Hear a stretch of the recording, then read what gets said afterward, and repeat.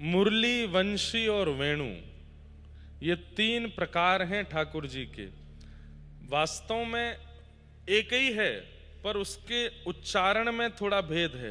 कहीं उसको वंशी कहा गया है, कहीं उसको मुरली कहा गया है और कहीं उसको वेणु कहा गया है।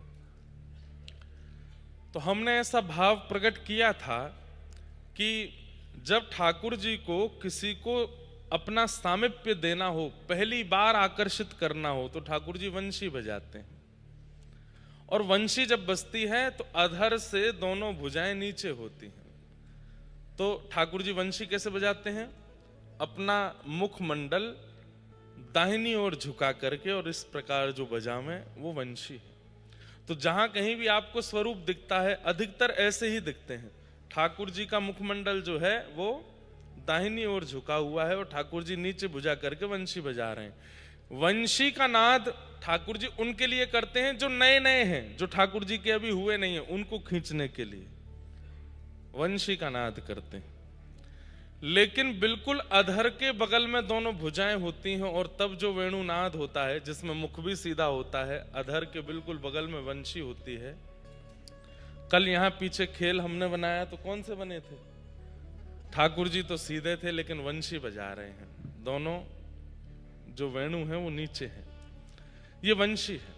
लेकिन बिल्कुल अधर के बगल में हो, अगर आप देखेंगे तो हमारे वृंदावन के जो राधा वल्लभ जी, बिहारी जी, ये दोनों वंशी मुरली बजा रहे हैं। इनकी इधर है। राधा रमन जी का एक भुजा थोड़ी सी नीचे है, उनका भाव आता है कि वे वंशी बजा रहे हैं। लेकिन मुखमंडल झुक जाए बाम अंग की ओर, बाम मतलब किशोरी जी की ओर ऐसे, और दोनों भुजाएं ऊपर की ओर हो जाएं और वंशीनाद हो, उसे कहते हैं वेणु रहो। तब ठाकुर जी वेणु बजाते हैं, और वेणु ठाकुर जी ऐसे बजाते हैं। बहुत कम ऐसी झांकी दिखेगी आपको जहां ठाकुर जी की दोनों भुजाएं ऊपर हैं, मुखमंडल किशोरी जी की तरफ झुका है। वो ठाकुर जी अत्यंत मदमस्त होकर के बजाते हैं।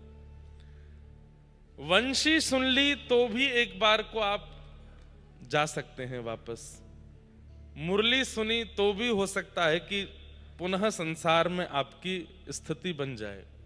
लेकिन यदि आपने वेणु का श्रवण कर लिया तो फिर आप पुनः संसार में किसी को हो नहीं पाओगे।